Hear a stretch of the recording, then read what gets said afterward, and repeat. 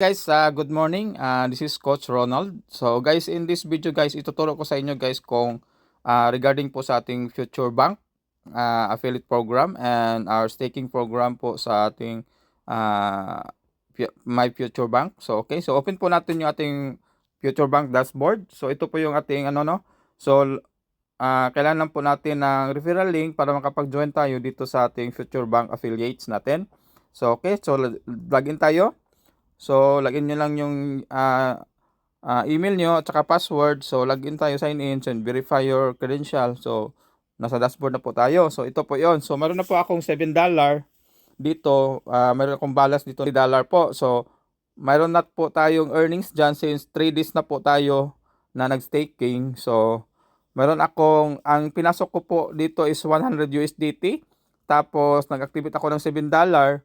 Tapos, ang earnings po dito is $1.5 per day. Nakabil po tayo ng promo natin in 30 days. 1.5 po yung per day natin from Monday to Friday. Pero yung regular natin na staking dito is 1% po in 100 day and in 100 trading days. So, yung sa akin lang is naka 1.5 since nakapasok tayo sa promo launch niya na 1.5 po siya in 30 days. So, okay. So, yun po. So, para makapag-start tayo dito guys, magkapag-register tayo sa ating sponsor, tapos may account na tayo, tapos dito guys, yung dito banda guys, dito, ipasok nyo dito yung my USDT address. So, yung USDT po natin is kailangan po naka BEP20. So, naka USDT BEP20 po yung dapat wallet address po natin. So, download kayo ng MetaMask wallet or any crypto wallet, pero ang recommended is ang MetaMask. So, yun po. So, dito guys, i-click lang nyo dito yung dito banda yung my USDT address. Dito mo i-paste yung wallet address mo, yung personal wallet address mo sa USDT, din verify mo po siya. So yan, tapos yun, open mo yung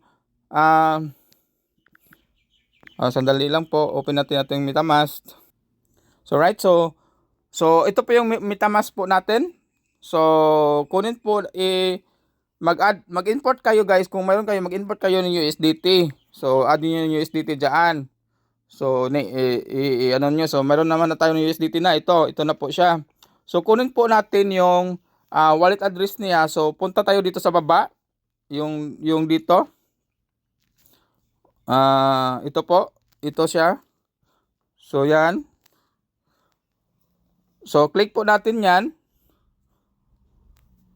Tapos, click natin yung receive. Tapos, i-copy nyo po yung crypto wallet nyo sa USDT. Ayan, dapat po guys, naka BNB Smart Chain po yung ating network nito. So, since BEP20 po yung system network po natin dito. So, okay. So, copy nyo po yan guys. Tapos, punta tayo doon sa ano natin, sa ating My Future Bank dashboard. So, dito niyo i-paste yung crypto wallet nyo dito. Crypto address nyo. Tapos, verify nyo. So, then mag-record siya ng confirmation sa password nyo, then i-save nyo. So, okay na po yon. Pasok na po yun siya, okay? So, and then, dapat po, kung ano yung nilagay nyo na USDT address dito, dapat yun din po ang gagamitin nyo na pang-send, pang-transfer nyo ng USDT doon sa platform ng Future Bank natin. So, right, dapat may laman po ito ng, kung activation lang pasukan natin, so $7, kailangan mayroon kayong extra na BNB. So, bumili kayo ng BNB, tapos i-convert nyo ng USDT. So, i-swap lang naman siya eh. So, swap lang siya.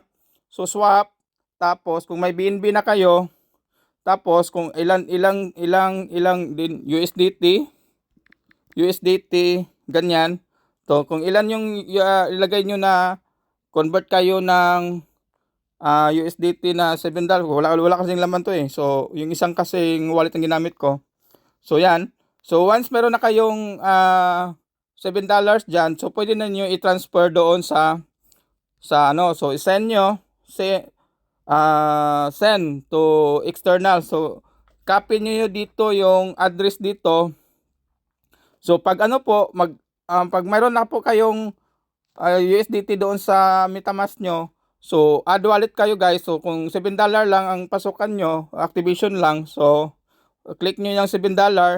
So may denomination po dyan, $7. Tapos kung kasama ang staking nyo na minimum of $20, so isama nyo niya, 27 na po yon. So kung gusto nyo ng 100 tapos $7, so 107. So ganun po. So kung gusto niyo 200 ang yung staking tapos plus $7 na system activation, so 207. So ganun po yung ano natin dito, pinaset na po natin siya as activation and then plus staking. So yan po yung choices po natin dito. So for example, mag 27 tayo kasama yung activation, so proceed. So yan, dito nyo i-send yung copy nyo dito yung address guys. Tapos pag send sa dito, so ilagay nyo diyan. Tapos once mayroon na tayong ano, kunin nyo yung hashcode doon sa MetaMask nyo, i-paste nyo doon sa baba dito. Once nakapag-send na tayo, so dapat exact po siya. So kung 27 po yung send mo, dapat 27 din po yung I mean yung kung 27 ang ni-request mo dito, dapat 27 po yung i-send mo para ma-detect siya ng system, para pag-convert, automatic po siya papasok doon sa wallet mo dito sa Future Bank dito. So maging 27 po siya dito. So and then sa pag-activate po niya, so click lang po natin ito dyan, yung View Unimetrics. So pag View Unimetrics, so i-activate lang po natin yan. So sa akin kasi activated na. So dito po unlimited add accounts din po tayo. So add accounts, so $7 po yan. So $7 future dollar or $7 USDT. So activate your Unimetric structure. It requires a renewal every 90 days. Kung gusto nyo mag-staking, so kailangan active yung Unimetric structure nyo ng 90 days para tuloy-tuloy yung kita nyo sa staking. So every 90 days po siya, i-renew yung subscription natin na $7 dito. So by activating, you will be allowed to provide a liquidity to our various businesses ventures which grant you to benefit of receiving profit shares and more. So 1% po yung guaranteed natin dito from Monday to Friday. So except po yan sa Saturday, Sunday. So, sa forex trading when is closed, kung yung Saturday, Sunday. So yan po. So mag-record po siya ng Matrix ID. So tanungin niyo yung sponsor niyo kung ano po yung Matrix ID na ilagay. So parang placement siya. So okay. So wag kayo maglagay ng 0 kasi mag-autofill siya sa system.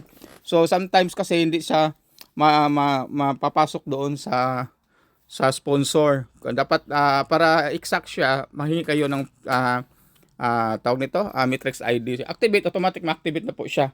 So yan po. So next time po na video natin guys, ituro natin kung paano tayo mag-staking. So okay. So this is Coach Ronald. Thank you guys. See you inside.